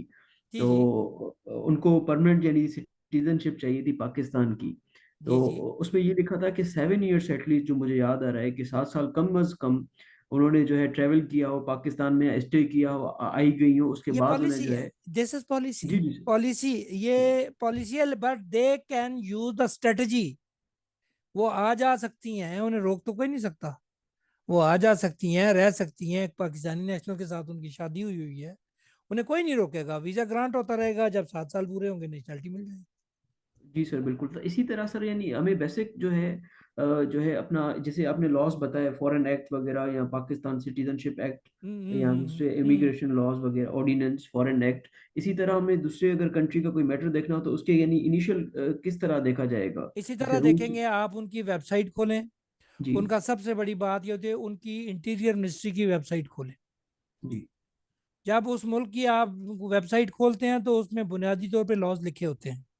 सबसे बड़ा अपना शौक पैदा करें कि नेट सर्फिंग जो है ना, ये चैट जीपीटी, और ये चैट जीपीटी कह रहा हूँ, ये जो टिकटॉक देखना छोड़ें, और सबसे बड़ी बात एक्सप्लोर करना सीखें। बीइंग ए लॉयर, आपकी जो पावर, एक्सप्लोरेशन पावर ज़्यादा होनी चाहिए।